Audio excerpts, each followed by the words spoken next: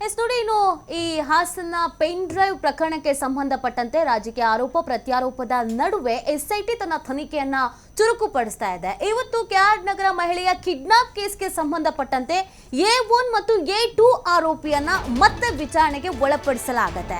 Kidnap ಕೇಸ್ನಲ್ಲಿ ಮಾಜಿ ಸಚಿವ HD ರೇವಣ್ಣ ಬಂಧನ ಕೇಸ್ಗೆ ಸಂಬಂಧಪಟ್ಟಂತೆಗೆ ಇವತ್ತು ಕೂಡ ಎಸ್ಐಟಿ ಅಧಿಕಾರಿಗಳಿಂದ ವಿಚಾರಣೆಯನ್ನ ಮುಂದುವರಿಸಲಾಗುತ್ತೆ. ನಿನ್ನೆಯೂ ವಿಚಾರಣೆಯನ್ನ ಮಾಡಲಾಗಿತ್ತು. ಇವತ್ತು HD ರೇವಣ್ಣ ಹಾಗೂ ಸತೀಶ್ ಬಾಬುರನ್ನ ವಿಚಾರಣೆಯನ್ನ ಮಾಡಲಾಗುತ್ತೆ. ಮೊದಲಿಗೆ ಸತೀಶ್ನನ್ನ ಪ್ರತ್ಯೇಕವಾಗಿ ವಿಚಾರಣೆಯನ್ನ ನಡೆಸಲಿದ್ದಾರೆ ಎಸ್ಐಟಿ ಅಧಿಕಾರಿಗಳು. ಕಿಡ್ನಾಪ್ ಮಾಡಿದ್ ಹೇಗೆ, ಕಿಡ್ನಾಪ್ ಮಾಡೋಕೆ ಹೇಳಿದ್ಯಾರು, ಇದೆಲ್ಲದರ ಬಗ್ಗೆಯೂ ಕೂಡ ವಿಚಾರಣೆಯನ್ನ ಮಾಡ್ತಾರೆ. ಆ ನಂತರ ರೇವಣ್ಣ ಅವ್ರ ಜೊತೆ ಕೂರಿಸಿ ಇಬ್ಬರನ್ನೂ ವಿಚಾರಣೆ ಮಾಡ್ತಾರೆ. ಇನ್ನು ನಿನ್ನೆ ತಪ್ಪೊಪ್ಪಿಗೆ ಪತ್ರಕ್ಕೆ ರೇವಣ್ಣ ಸಹಿ ಹಾಕಿಲ್ಲ, ನಿರಾಕರಿಸಿದ್ದಾರೆ, ನಾನು ಹಾಕಲ್ಲ ಅಂತ ಹೇಳಿದ್ದಾರೆ. ಸದ್ಯ ತನಿಖೆ ಭಾಗವಾಗಿ ರೇವಣ್ಣರಿಂದ ಯಾವುದೇ ಲಿಖಿತ ಹೇಳಿಕೆಯನ್ನ ಪಡ್ಕೊಂಡಿಲ್ಲ. ಇವತ್ತು ಇಬ್ಬರ ವಿಚಾರಣೆ ಬಳಿಕ ರೇವಣ್ಣರಿಂದ ಲಿಖಿತ ಹೇಳಿಕೆಯನ್ನ ಪಡ್ಕೊಳ್ಳಲಾಗುತ್ತೆ. ನೋಡಿ, A1 ಮತ್ತು A2 ಆರೋಪಿ ಇವರಿಬ್ಬರನ್ನು ಇವತ್ತು ಮತ್ತೆ ವಿಚಾರಣೆಯನ್ನ ನಡೆಸಲಾಗತ್ತೆ. ರೇವಣ್ಣ ಅವರನ್ನ ಪ್ರತ್ಯೇಕವಾಗಿ ನಿನ್ನೆ ವಿಚಾರಣೆ ಮಾಡಿದ್ದಾರೆ. ಇವತ್ತು A2 ಆರೋಪಿ ಸತೀಶ್ ಬಾಬುವನ್ನ ಪ್ರತ್ಯೇಕವಾಗಿ ವಿಚಾರಣೆ ಮಾಡ್ತಾರೆ.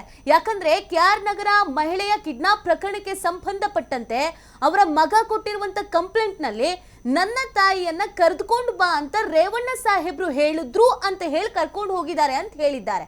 ಹಾಗಾಗಿ ಸತೀಶ್ ಬಾಬುಗೆ ರೇವಣ್ಣ ಸಾಹೇಬ್ರು ಹೇಳಿದ್ ಹೌದಾ, ಯಾಕೆ ಕರ್ಕೊಂಡು ಹೋದ್ರಿ, ಎಲ್ಲಿ ಕರ್ಕೊಂಡು ಹೋದ್ರಿ, ಇದನ್ನು ವಿಚಾರಣೆ ಮಾಡಲಾಗತ್ತೆ.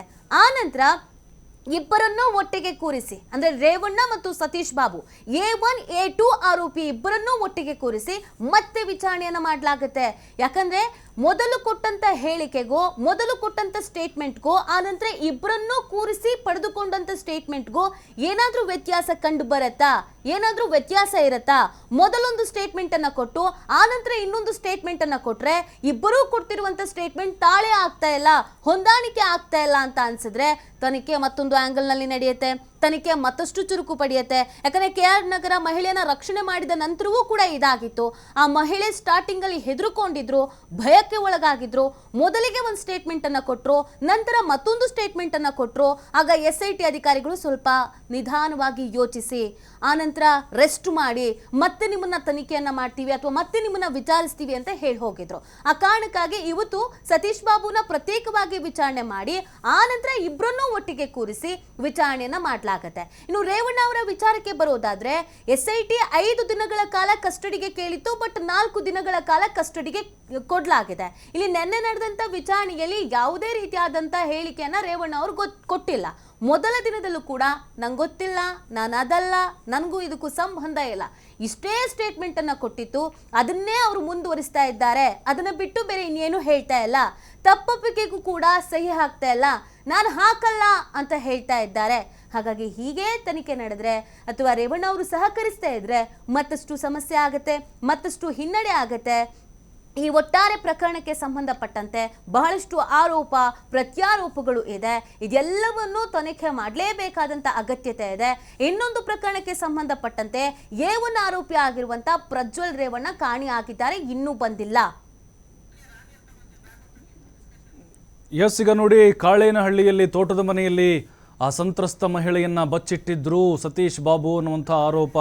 ಅಂದರೆ ಈಗ ರಾಜಗೋಪಾಲ್ಗೆ ನ್ಯಾಯಾಂಗ ಅಂದೀಗ SIT ಕಸ್ಟಡಿಗೆ ತೆಗೆದುಕೊಂಡಿದೆ 8 ದಿನಗಳ ಕಾಲ. ಬಟ್ ನೀತಿ ಈಗ ಏನಾದರೂ ಸತೀಶ್ ಬಾಬು ಆಲ್ರೆಡಿ ಮಾಹಿತಿ ಕೊಟ್ಟಿದ್ದಾನೆ, ಹೌದು ರೇವಣ್ಣ ಅವ್ರ ಸೂಚನೆ ಮೇರೆಗೆ ನಾನು ಕರ್ಕೊಂಡು ಹೋಗಿದ್ದು ಅಂತೇಳಿ. ಈಗ ಅದು ಆರೋಪ ಏನಾದರೂ ನೀವು ಹೇಳದಾಗೆ ಇಬ್ಬರು ಮುಖಾಮುಖಿಯಾಗಿ ವಿಚಾರಣೆ ನಡೆಸಿದಾಗ ಸಾಮ್ಯತೆ ಏನಾದ್ರು ಕಂಡು ಬಂದ್ರೆ ರೇವಣ್ಣ ಖಂಡಿತವಾಗ್ಲೂ ಬಹಳ ಕಷ್ಟ ಇದೆ. ಆಮೇಲೆ ಈಗ 4 ದಿನ ಕೊಟ್ಟಿದ್ದಾರೆ, ಆಮೇಲೆ ಮತ್ತೆ 14 ದಿನಗಳ ಕಾಲ ಅದು ವಿಸ್ತರಣೆ ಆಗ್ಬಹುದು. ಆಮೇಲೆ ಜೈಲಿಗೂ ಕೂಡ ಹೋಗುವಂತ ಸಾಧ್ಯತೆಗಳು ಇರ್ತವೆ. ಈಗ ಸಂತ್ರಸ್ತ ಮಹಿಳೆ ಕೂಡ ಸ್ಟೇಟ್ಮೆಂಟ್ಗಳನ್ನು ಕೊಟ್ಟಿದ್ದಾರೆ, ಆಕೆ ಮಗ ಕೂಡ ಕೊಟ್ಟಿದ್ದಾರೆ. ಮತ್ತೆ ರಾಜಗೋಪಾಲ್ ಅನ್ನುವಂತ ಇನ್ನೊಬ್ಬ ಆಪ್ತ ಇದ್ದಾನೆ, ಅವನನ್ನು ಕೂಡ ಸ್ವಲ್ಪ ಇದರಲ್ಲಿ ಡ್ರಿಲ್ ಮಾಡಿದ್ರೆ ಇನ್ನೂ ಸತ್ಯಗಳು ಹೊರಬರಬಹುದು. ಬಟ್ ನಮ್ಗನ್ನಿಸ್ತಾ ಇದೆ ಈಗ ಸತೀಶ್ ಬಾಬು ಯಾರ ಸೂಚನೆ ಮೇರೆಗೆ ಅದು ಕೊಟ್ಟಿದ್ದ, ಯಾರ ಸೂಚನೆ ಮೇರೆಗೆ ಆಕೆಯನ್ನ ಅಪಹರಣ ಮಾಡಿದ್ದ ಅಂತ ಹೇಳಿ ಇದು ಘಟನೆ ಬೆಳಕಿಗೆ ಬರ್ತಾ ಇದ್ದಂತೆ ಇದೆ. ಯಾಕಂದ್ರೆ ಅವ್ರ ಮನೇಲಿ ಕೆಲಸ ಮಾಡುವಂತ ಮಹಿಳೆ ಆಗಿರ್ತಾಳೆ, ಅಸಂತ್ರಸ್ತ ಮಹಿಳೆ. ಹಾಗಾಗಿ ರೇವಣ್ಣ ಅವ್ರದ್ದು ಇದರಲ್ಲಿ ಪಾತ್ರ ಏನಂದ್ರೆ ಕೇವಲ ಕಿಡ್ನಾಪ್ ಪ್ರಕರಣಕ್ಕಷ್ಟೇನಾ, ಈ ಸಾಕ್ಷಿಯನ್ನ ನಾಶ ಮಾಡಿಸುವಂತ ಪ್ರಯತ್ನಕ್ಕೆ ಏನಾದರೂ ಕೈ ಹಾಕಿದ್ರಾ ಅಂತ ಹೇಳಿ, ಜೊತೆಗೆ ಈ ಲೈಂಗಿಕ ದೌರ್ಜನ್ಯ ಪ್ರಕರಣಕ್ಕೂ ಮತ್ತು ಇದಕ್ಕೇನಾದರೂ ಗಂಭೀರವಾದಂಥ ಟಚ್ ಏನಾದರೂ ಇದ್ರೆ, ಅಥವಾ ರೇವಣ್ಣ ಅವ್ರ ಪಾತ್ರ ಇದರಲ್ಲಿ ಏನಾದರೂ ಇದ್ರೆ, ಅಂದ್ರೆ ತಮ್ಮ ಮಗನನ್ನು ಏನಾದರೂ ಬಚಾವ್ ಮಾಡಲಿಕ್ಕೆ ಈ ರೀತಿ ಏನಾದರೂ ಪ್ರಯತ್ನ ಮಾಡಿದ್ರೆ ಖಂಡಿತವಾಗ್ಲೂ ರೇವಣ್ಣ ಅವರಂತರೂ ಇದರಿಂದ ಬಚಾವಾಗುವಂಥದ್ದು ಬಹಳ ಕಷ್ಟ ಇದೆ. ಬಟ್ ಸತೀಶ್ ಬಾಬು ಅವ್ರು ಹೇಳಿಕೆ ಬಹಳ ಇಂಪಾರ್ಟೆಂಟು. ಈಗ ಯಾಕಂತ ಹೇಳಿದ್ರೆ ರೇವಣ್ಣ ಅವ್ರದ್ದು 4 ದಿನ ಇದೆ, ಇವ್ರದ್ದು ಸತೀಶ್ ಬಾಬು 8 ದಿನ ಕಸ್ಟಡಿಗೆ ತೆಗೆದುಕೊಂಡಿದ್ದಾರೆ. ಹಾಗಾಗಿ ಇದು ಕಿಡ್ನಾಪ್ ಪ್ರಕರಣ ಏನಿದೆ, ಆ ಸಂತ್ರಸ್ತೆ ಅವರು ಲೈಂಗಿಕ ದೌರ್ಜನ್ಯಕ್ಕೆ ಒಳಗಾಗಿರುವಂಥ ಸಂತ್ರಸ್ತೆ ಆಗಿರೋದ್ರಿಂದಾಗಿ ಈ ಪ್ರಕರಣ ಇನ್ಮೇಲೆ ಗಂಭೀರತೆಯನ್ನ ಪಡೆದುಕೊಂಡು ಹೋಗುತ್ತೆ ಇದು. ಪ್ರಭು, ಇನ್ನೊಂದು ಇದಕ್ಕೆ ಸಂಬಂಧಪಟ್ಟಂತೆ ಭವಾನಿ ಅವ್ರ ಮೇಲೂ ಕೂಡ ಆರೋಪ ಇತ್ತು. ಭವಾನಿ ಅವ್ರಿಗೂ ಸಂಕಷ್ಟ ಎದುರಾಗುತ್ತೆ ಅಂತಾನೆ ಹೇಳಲಾಗ್ತಾ ಇತ್ತು. ಮತ್ತೆ ಮೊನ್ನೆ ಜಡ್ಜ್ ಮುಂದೆ ವಾದ ಮಾಡುವಾಗ SIT ಪರವಾದಂತ ವಕೀಲರು, ರೇವಣ್ಣ ಅವರ ಪರ ವಕೀಲರು ಕೇಳುವಾಗ ಯಾಕೆ ಇವ್ರನ್ನ ಬಂಧಿಸಬೇಕು ಅಥವಾ ಯಾಕೆ ಇವ್ರನ್ನ ನಾವು SIT ವಶಕ್ಕೆ ಕೊಡಬೇಕು, ಇದೊಂದು ಹೈ ಪ್ರೊಫೈಲ್ ಕೇಸ್ ಆಗಿದೆ, ಇಲ್ಲೇನೋ ಬೇರೆ ತರದಿದೆ ಅಂತ ಹೇಳಿದಾಗ ಲಾಯರ್ ಹೇಳಿದ್ದು, ವಾದ ಮಾಡಿದ್ದು, ಇದೇ ತರ ಇನ್ನೂ ಬೇರೆ ಹೆಣ್ಣು ಮಕ್ಕಳು ಕಿಡ್ನಾಪ್ ಆಗಿರುವಂತ ಅನುಮಾನ ನಮಗಿದೆ ಅಂತ SIT ಅಧಿಕಾರಿಗಳು ಹೇಳಿದ್ರು. ಸೊ ಆ ಕಾರಣಕ್ಕಾಗಿ ನಾವು ಇವ್ರನ್ನ ವಶಕ್ಕೆ ಪಡ್ಕೊಳ್ಳೇಬೇಕು. ಮತ್ತೆ ನೀವು ಹೇಳಿದ ಹಾಗೇನೆ ಈ ಸಾಕ್ಷಿ ನಾಶ ಮಾಡುವಂತ ವಿಚಾರದಲ್ಲಿ ಏನಾದ್ರೂ ಇವರ ಪಾತ್ರ ಇರಬಹುದಾ ಅನ್ನುವಂಥದ್ರ ಬಗ್ಗೆ ಕೂಡ ಅನುಮಾನ ಇದೆ ಅಂತ. ಸೊ ಈಗ ಎಲ್ರಿಗೂ ಇರುವಂತ ಪ್ರಶ್ನೆ, ರೇವಣ್ಣ ಅವರು ಮತ್ತು ಸತೀಶ್ ಬಾಬು ಅವರನ್ನ ಒಟ್ಟಿಗೆ ಕೂರಿಸಿದಂತ ಸಂದರ್ಭದಲ್ಲಿ, ಯಾಕಂದ್ರೆ ರೇವಣ್ಣ ಅವ್ರು ಹೇಳ್ತಾ ಇದ್ರು, ನಮ್ಮ ಮನೆಯಲ್ಲಿ ಬಹಳ ವರ್ಷಗಳ ಹಿಂದೆ ಅವ್ರು ಕೆಲಸ ಮಾಡ್ತಾ ಇದ್ರು, ಕೆಲಸಗಾರರು ತುಂಬಾ ಜನ ಇದ್ರು, ನನ್ನ ಹೆಸರು ಹೇಳಿ ಯಾರು ಕರ್ಕೊಂಡು ಹೋಗಿರ್ಬೋದೇನೋ ಗೊತ್ತಿಲ್ಲ, ಅಥವಾ ರೇವಣ್ಣ ಅಂತ ನನ್ನ ಹೆಸರು ಮಾತ್ರ ಇರೋದಲ್ಲ ಅಂತನೂ ಅವ್ರು ಹೇಳ್ತಾ ಇದ್ರು. ಸೊ ಈಗ ಸತೀಶ್ ಬಾಬು ಏನಾದ್ರು ಮುಖಾಮುಖಿ ಕೂತ್ಕೊಂಡು ಇವರೇ ಹೇಳಿದ್ದು ಅಂತ ಹೀಗೆ ಪಕ್ಕದಲ್ಲೇ ಕೈ ತೋರಿಸಿದ್ರೆ ಇದೇ ರೇವಣ್ಣ ಅವರು ಅನ್ನೋದಕ್ಕೂ ಒಂದು ಕ್ಲಾರಿಟಿ ಸಿಗುತ್ತೆ. ಯಾಕಂದ್ರೆ ರೇವಣ್ಣ ಅವ್ರದ್ದೇ ಪ್ರಶ್ನೆ ಅದು, ರೇವಣ್ಣ ಅಂತ ಹಾಸನದಲ್ಲಿ ನಾನು ಒಬ್ಬನೇ ಇಲ್ಲ ಅನ್ನೋದನ್ನು ಕೂಡ ಅವ್ರು ಹೇಳಿದ್ರು ಅಂತ. ಸೊ ಅಲ್ಲಿಗೊಂದು ಕ್ಲಾರಿಟಿ ಸಿಗುತ್ತೆ. ಇನ್ನು ಭವಾನಿ ಅವ್ರ ವಿಚಾರಕ್ಕೆ ಬರೋದಾದ್ರೆ, ಇಲ್ಲಿ ಒಮ್ಮೆ ಸಂತ್ರಸ್ತೆ ಮಗನೇ ಹೇಳಿದ ಹಾಗೆ ಭವಾನಿ ಅಮ್ಮನವರು ಕರೀತಾ ಇದ್ದಾರೆ ಅಂತಾನೂ ಹೇಳಿದ್ದಾರೆ ಅಂತ ಇದೆ. ಅವರು ಕೂಡ ಮ್ಯಾನ್ ಹ್ಯಾಂಡ್ಲಿಂಗ್ ಮಾಡಿದ್ದಾರೆ, ಹೊಡೆದಿದ್ದಾರೆ ಅಂತಾನೂ ಕೂಡ ಆರೋಪ ಮಾಡಿದ್ದಾರೆ. ಸೊ ಎಲ್ಲರ ತುಂಬಾ ಜನ ಪ್ರಶ್ನೆ ಮಾಡ್ತಿರೋದು ಅವ್ರನ್ನೂ ವಿಚಾರಣೆ ಒಳಪಡಿಸಬೇಕು ಅಂತ. ಮತ್ತೆ SIT ಅಧಿಕಾರಿಗಳು ನೋಟಿಸ್ ಕೂಡ ಕೊಟ್ಟಿದ್ರು. ಸೊ ಅದಕ್ಕೆ ಸಂಬಂಧಪಟ್ಟಂತೆ ಅವ್ರು ಏನು ಕ್ಲಾರಿಟಿ ಕೊಟ್ಟಿಲ್ಲ, ಸ್ಟೇಟ್ಮೆಂಟ್ ಕೊಟ್ಟಿಲ್ಲ, ಏನೂ ಇಲ್ಲ. ಸೊ ಅವ್ರಿಗೆ ಸಂಬಂಧಪಟ್ಟಂತೆ ಏನ್ ಡೆವಲಪ್ಮೆಂಟ್ ಆಗ್ಬೋದು ಅಂತ ಅನ್ಸುತ್ತೆ? ನಿಜ ಈಗ ಸತೀಶ್ ಬಾಬು ಏನೇ ಹೇಳಿಕೆ ಕೊಡ್ಲಿ, ಹೇಳಿಕೆ ಅದು ಸ್ಟೇಟ್ಮೆಂಟ್ ಅಷ್ಟೊಂದು ಸ್ಟ್ರಾಂಗ್ ಆಗೋದಿಲ್ಲ ಅಂತ ಅನಿಸ್ತಾ ಇದೆ. ಆತ ಆರೋಪ ಅದ ಬಚಾವಾಗಲಿಕ್ಕೆ ಹೇಳ್ಬೋದು, ಅಥವಾ ಇವರು ಅದನ್ನ ತಪ್ಪಿಸ್ಲಿಕ್ಕೆ ಅವನ ಮೇಲೆ ಪ್ರಭಾವ ಅವನ ಆಚೆ ಬಂದರೆ ಮತ್ತೆ ಸುಮ್ಮನೆ ಅವ್ನಿಗೆ ಥ್ರೆಟ್ ಎಲ್ಲ ಇರ್ಬೋದು.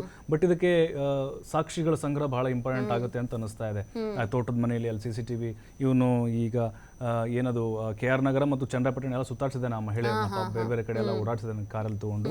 ಹಾಗಾಗಿ ಇದಕ್ಕೆ ಸಂಬಂಧಪಟ್ಟಂಗೆ ಸಾಕ್ಷಿಗಳು ಕೂಡ ಬೇಕಾಗುತ್ತೆ. ಇನ್ನು ನೀವು ಹೇಳಿದಾಗೆ ಭವಾನಿ ರೇವಣ್ಣವ್ರಿಗೂ ಕೂಡ, ಭವಾನಿ ರೇವಣ್ಣರು ಖಂಡಿತವಾಗ್ಲೂ ಸಂಕಷ್ಟ. ಈಗ ಸತೀಶ್ ಬಾಬುನೇ ಮೇನ್, ಈಗ ಅವ್ನು ಹೇಳಿಕೆಯನ್ನು ಕೊಟ್ರೆ ಅವ್ರ ಹೆಸರು ಬಾಯಿ ಬಿಟ್ರೆ ಖಂಡಿತ ಸಂಬಂಧಿಕ ಬೇರೆ. ಹೌದು, ಖಂಡಿತ ಅವರನ್ನು ಕೂಡ ವಿಚಾರಣೆ ಕರೆಸುವಂತ ಸಾಧ್ಯತೆಗಳು ದಟ್ಟವಾಗಿದ್ದಾವೆ. ಇನ್ನೊಂದು ಬ್ರೇಕಿಂಗ್ ಇದೆ, ಅದನ್ನು ಕೂಡ ಗಮನಿಸೋಣ. ಪ್ರಜ್ವಲ್ ರೇವಣ್ಣ ಕೇಸ್ ಯಾರು ಹೆಮ್ಮೆ ಪಡುವಂತ ವಿಷಯ ಅಲ್ಲ.